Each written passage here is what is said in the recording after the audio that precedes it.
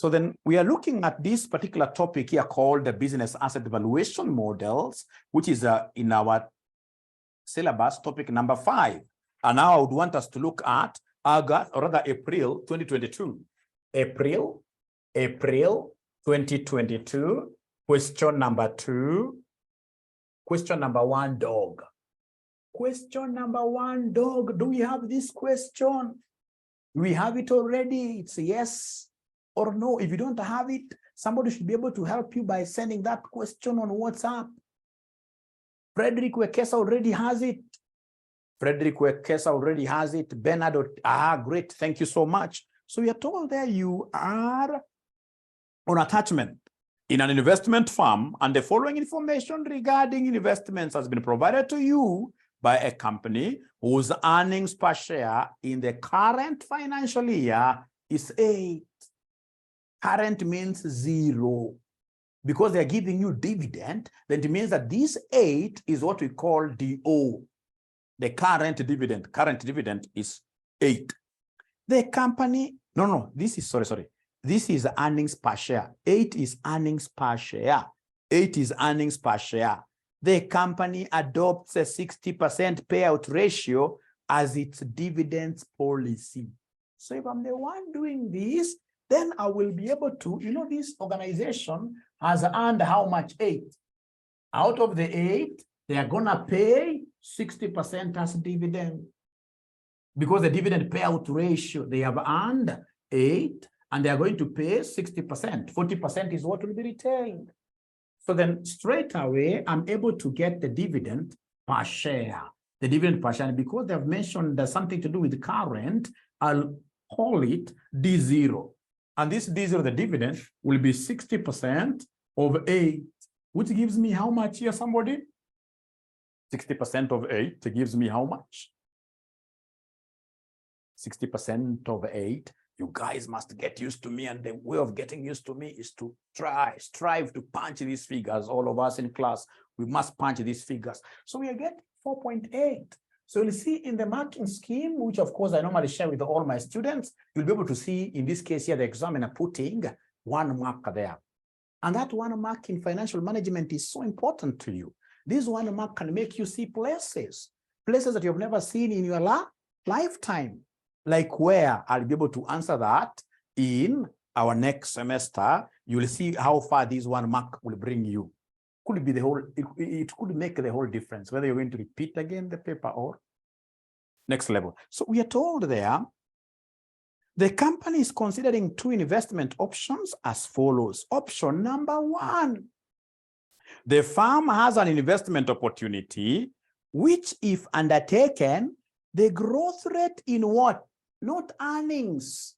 The growth rate in dividends will be 10% per annum for the next 3 years. So if I'm the one doing this, the moment they write for me that thing there, I will come and make my table.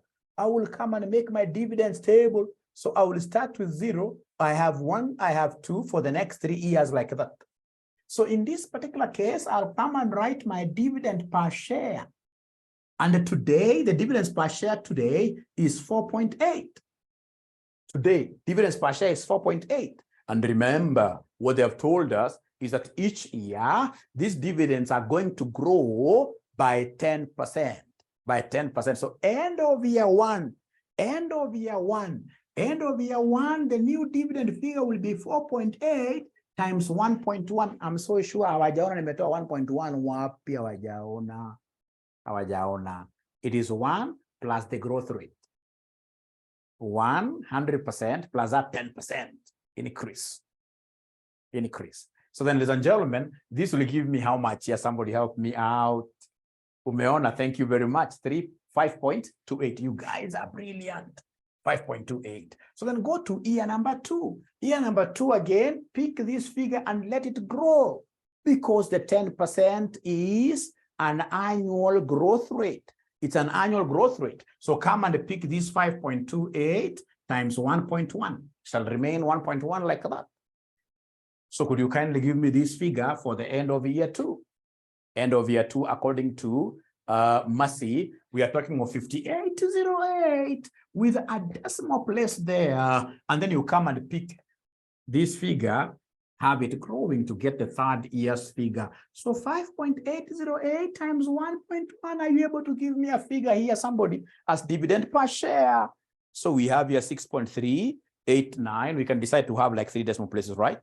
6.3, don't put 2. 2 decimal places will be very few. So we have here 6 point what here, somebody? 6 point what here, at least 3. 6 point what here, somebody? At least 3. 6.389. Thank you so much. So then what is going to happen in year 4 and year 5? So what have they told us here? They've told us here that the growth rate will fall to 8% per annum for the next 2 years. For the next 2 years. Right? And then, of course, it will stabilize at what year? At 6%. At 6%. So, ladies and gentlemen, listen, the growth rate will fall to 8%. So, it will fall down from 10 to 8. So, it means that I come and pick this. So, year 4, it will be 6.389. If you are following, I should come and say times what? If you are following, I should come and say times what? If you're following. If you're following. If you're following. I should come and say times what if you're following? If you're following times 8, Mahabub, no. Times 1.08, yes. Times 1.08, you're right. So then could you kindly give me this figure? Could you kindly give me this figure? What is this times this in 3 decimal places? Thank you, Techno. In 3 decimal places, what do we have? In 3 decimal places, what do we have? In 3 decimal places, what do we have? In 3 decimal places, I can see most of them are telling me it is 6.90. And then go to year number 5, my friends. This 8% was applicable to, in this case here, how many years? 2 years. So it will be 6.90 times 1.08. So could you kindly give me this figure really? Could you kindly give me this figure really?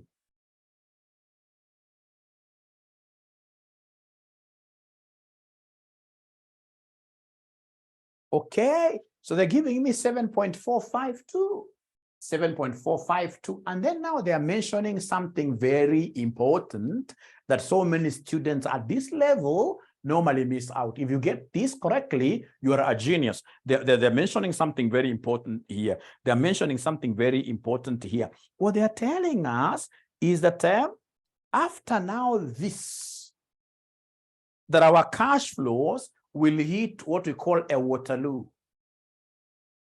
will stabilize, right? They'll hit what we call perpetuity, that, ladies and gentlemen, and then stabilize at 6% per annum thereafter. So they talk of thereafter up to when? Up to what we call Matuine. Matuine is a German word for heavens. It's a German word for forever. Thereafter means perpetuity, infinity. So it means you must come here and give us the infinity. Infinity. So you need, in this case here, a place where you're going to calculate what we call the infinity cash flow. So how do we calculate the infinity cash flow? How do we calculate the infinity cash flow? How do we calculate the infinity cash? So infinity cash flow. How do we calculate the infinity cash flow? So this infinity cash flow is the easiest to calculate. Whenever you see infinity cash flow, you're supposed to come and calculate here what we call PO. PO. And to get PO really is the easiest thing on earth.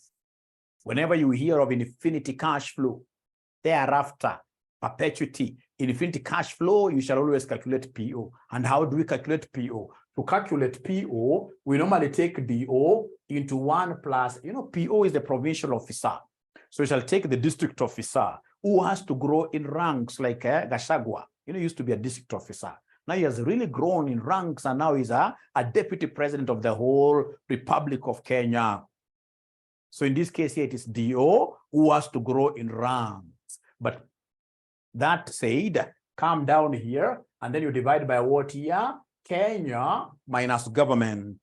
Please don't relate that to Gachagua.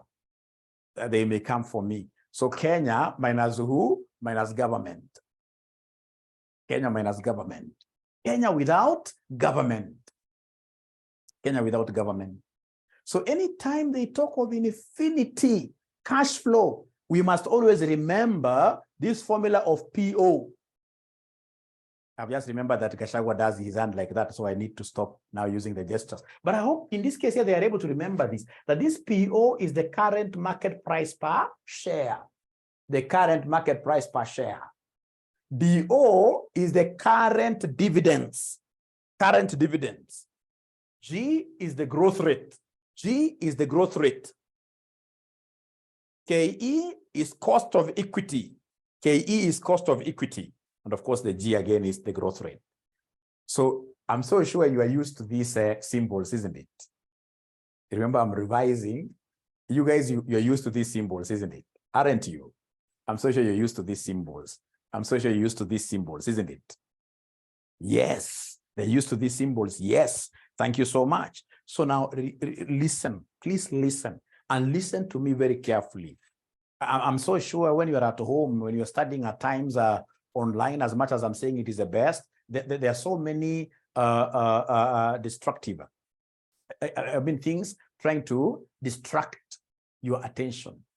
Maybe you are there as a man, and then you have, in this case here, your wife, in this case here, even coming to you. Imagine you are here seriously studying, and then your wife, in this case here, wants you to take her some photo. So she comes like this. So I'm so sure there are so many things that are trying to, even children by the side, etc. But now I need you to tell them away, because I would want you to listen to me very carefully, very carefully. This PO thing will save you. This will save you. Whenever you hear of infinity, always know that we are looking at current dividend. Don't go back here. The most current cash flow is this 7.452 into 1 plus. This is the perpetuity growth rate. This is the perpetuity growth rate. Are you able to see the perpetuity growth rate? They have told us that they, and then stabilize at 6% per annum thereafter. The stability, so 6%, so 0.06. All over, this is cost of equity. In most cases, they shall give you the required rate of return. In most cases, they'll give you the rate of return that equity holders need. So like in this particular question, they have told us, if you look at the required, they have told us assuming the required return is 18%. 18%. Required return by equity holders is 18%. Then we have here 0.18 minus the growth rate again, which is 0.0. So here you must apply abracadabra, the body mass. And how do you apply it? First of all, get the numerator alone. Work out the numerator alone. So how do you work out the numerator? You take this, these times open brackets, 1.06. Give me an answer. Give me an answer. Somebody give me the numerator value. Everybody should be able to give me this numerator value. See the thank you very much. 65.826. 65.826, like that. Once you have your numerator value, go ahead and now work out the denominator. Go ahead and work out the denominator. Go ahead and work out, according to Emmanuel Leipa, this must be a friend of mine from, okay. I simply wanted, please follow my instructions. I know why. Please give me just the numerator. I just want the numerator value. I know you are fast. I know you are bright. But for our future reference, please just give me the numerator. Numerator means on top. Numerator means on top. The numerator is 7.899. 7.899. And then the denominator, when you subtract here, you're getting 0.12. And then now these bright students are telling me, Mwalim, you know what? This infinity value, the infinity cash flow equals who?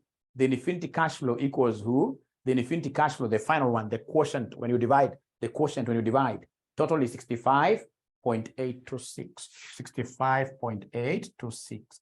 Now listen, and listen to me very well. Whenever you are told to value a security, even a business, you always look at the future incomes you will get, the future cash flows you will get, and then you discount them. Whenever you are doing security or business valuation, we look at future cash flows from year one moving forward.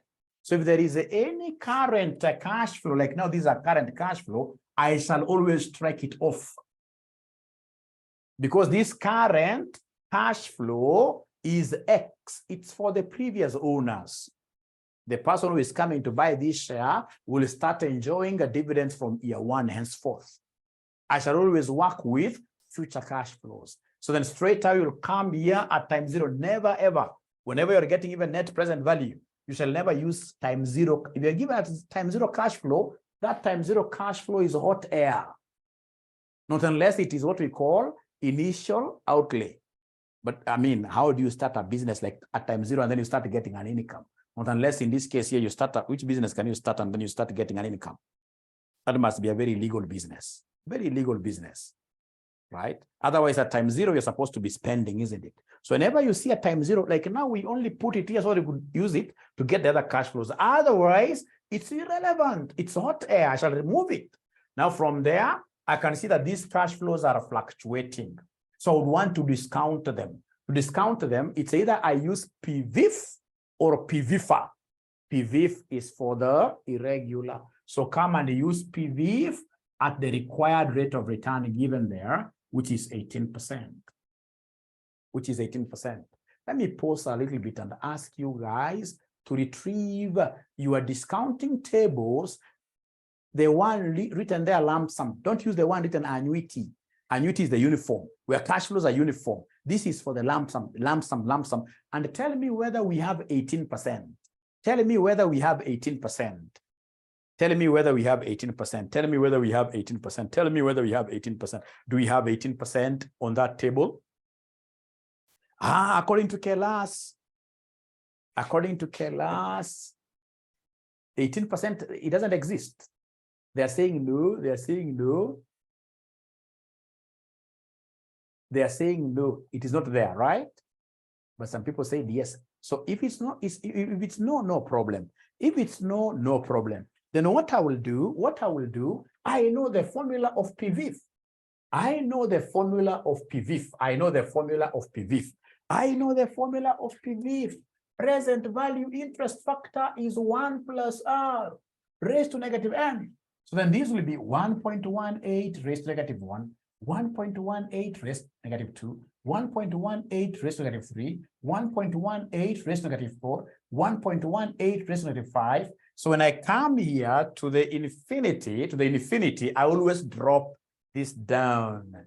Because you see, I don't have 6 here. I'm so sure so many of you will be using 6 here.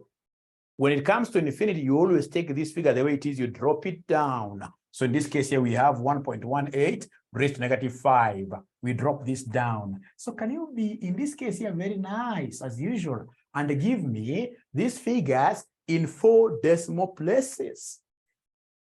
Where did I get my 1.18 from? It's because of 1 plus R. R is the rate of return. Rate of return is 18%. Rate of return is 18% from Madam Lena, 84.75. I'll have to wait a little bit. And please don't forget that this N represents what year? Number of year, the time period. So time period 1, time period 1. So according to Keziah, it's 84.75 with a decimal. With a decimal. How about the second one? How about the second one? Thank you very much, Tasnim. Of course, I can see. The second one is 71.82. 71.82 with a decimal. Please ensure that you know how to raise. Please ensure that you know how to raise. Please ensure that you know how to raise. Now we are on year 3. Year 3, I'm being told by Anthony, 68.6, 68.6, 0 point, like that. Now we are in year 4. In year 4, fourth one is 51.58, 51.58. Then we go to the fifth one, which happens to be the last one. The fifth one, which happens to be the last one, which is 43.71, 43.71, 43.71. And remember that once you have hit here, when it comes to the infinity thing, I shall come and drop this down, which gives me 43.71. I drop it down, and then I'll come and create the last column for discounted cash flow or present value. Discounted cash flow or present value. 2 decimal places. 2 decimal places now. So you take this figure that is here times here, You give me 2 DP, 2 decimal places. You give me 2 decimal places. Give me 2 decimal places. How I wish you guys would participate the way you had participated earlier on. Very fast. Very fast, because you've got tons and tons of questions to do in this topic. The way I normally do my revision is to look at one topic like this, business evaluation, and then we do all the questions that are there. That topic that I think will be tested, I'll always do all the questions. Especially the competition, I'll do all of them. And then, of course, after exams, you'll get so many people calling me, Dr. Aura, you did a great job. You are an examiner. No, it's because of what here, the preparation, especially if you're a good student who will listen to what I'm talking about tonight. I'm so sure you will never regret. So according to Violet Nicodemus, we are getting 4.48 here. We are getting 4.482 decimal. How about the second figure? Take this times this, give me 2 decimal places. According to Emmanuel Leipa, 4.17, 4.17, 4.17, 4.17. And then you got the third one, Anthony Kinyua, thank you very much. Anthony Brian Mutua, I also love the way you are participating. Grace Njenga, 3.89. Thank you, and thank you so much. How about the fourth one now? The fourth one,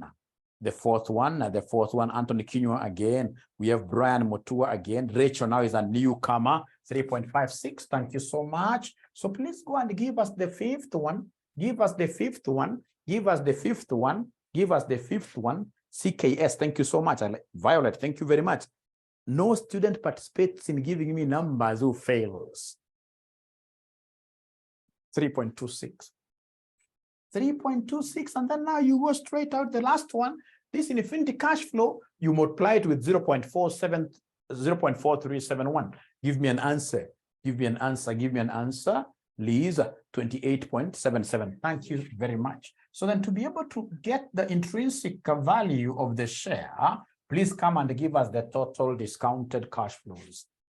Add all of them. Give me the final answer. Thank you very much, Techno. That's a new guy who has decided to dive into this swimming pool of knowledge. You can't tell me that you are just at home viewing this Mwalimu. You know, at times students call me cartoon because I give them nice stories, nice stories. So you're just there. You're not even typing anything. You're not punching anything. You're simply there trying to wonder what type of a teacher is this. You should not wonder. I'm the best. I'm the best.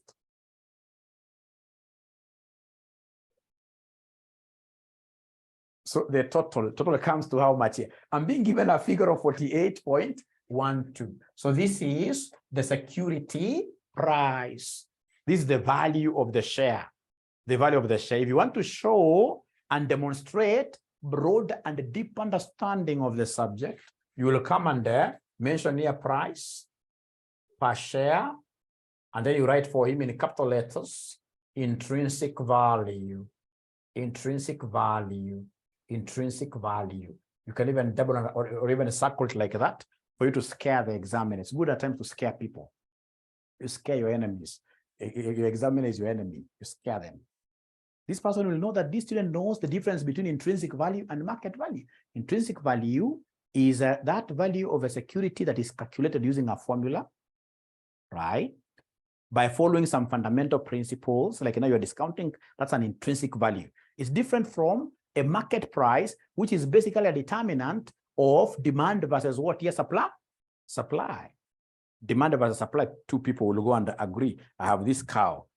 Somebody needs this cow. So how much? 18,000. So 18,000 becomes a market value. So they have not looked at, for example, this cow has been eating what food?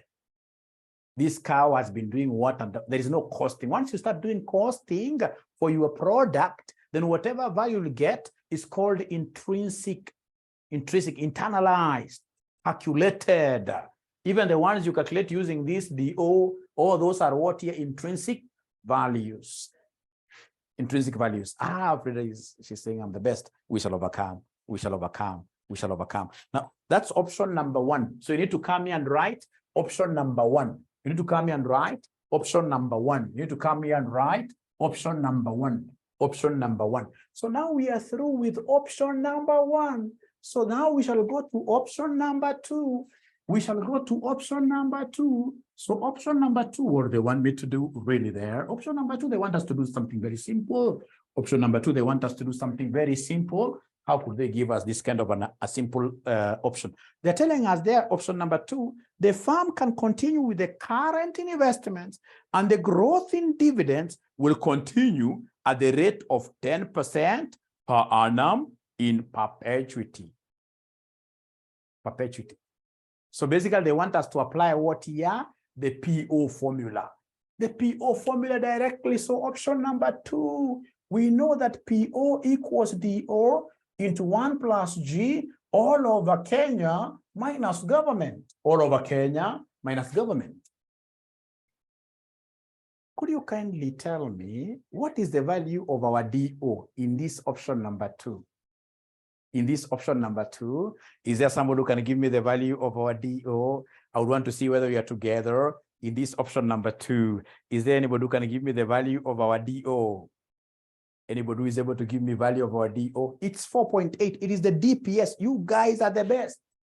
You know, option 1 and option 2 are not related at all. They are independent options, isn't it? So here, I'll go back to the default settings. And the default settings, I know that my DO is 4.8, and they have given me for sure the perpetual growth rate as 0.1. All over the cost of equity, which is the required rate of return, is 18%. So 0.18 minus this 0.1 equals. So please start by giving me the numerator. Usifanye vitu ati zote pamoja, pata numerator, pata denominator, ndio pata quotient. So I want the numerator alone. I want the numerator alone. I want the numerator alone. Who is this thing, Paula? You should never be sorry about anything. So long as you've written an answer, never be sorry. Don't be sorry. Don't be sorry. In life, you should never be worried at all. Never. The more the mistakes you make, the better. So Kimati tells me that the numerator is 5.28. And the denominator is supposed, you know, if Saturn is with you, and that, you know, Saturn is there. Saturn is real. Saturn is real. You need to be praying against him, especially when you're going to any exam. When you have got Saturn speaking directly into your ears, you'll get somebody saying that the denominator is 0.17. 0.17. That is when the Saturn is whispering to you right inside your ears. When you ask them what, please always use a calculator. Always use a calculator. As I can see, you guys are clever. You've told me that this is supposed to be 0.08. So when you divide, what are we supposed, ladies and gentlemen, to get as the quotient here? Total is 66. Thank you very much. So this is the intrinsic value. So between the two options, then which option do we recommend? The one which guarantees us a higher security value. A higher security value. The one which guarantees us a higher security value. A higher security value. So which one do we recommend? Is it option A or option B? Is it option A or option B? Please talk to me. I don't know why you're not talking to me, please. Option 2, eh? Option 2 guarantees a higher price, and therefore it is the optimal. You cheat this examiner with big terminologies. You scare them. You scare them. Scare them.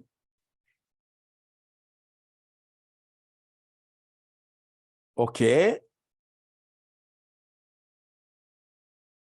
How about PV of option 2? Of option 2. Which PV now? Which PV now? Which PV now? Which PV? You know, PV, when you talk of PO, that is the present value of the share. Present value of the share. At least you have some information, techno person, some information which can help you to tackle an exam question. An exam question. After all, when you come to advanced level, I'll assume that you never understood anything about these papers, right? And then I'll be able to do what here? To start from scratch. So again, as I said, I'm going to hang this particular video on YouTube. Don't fail to subscribe.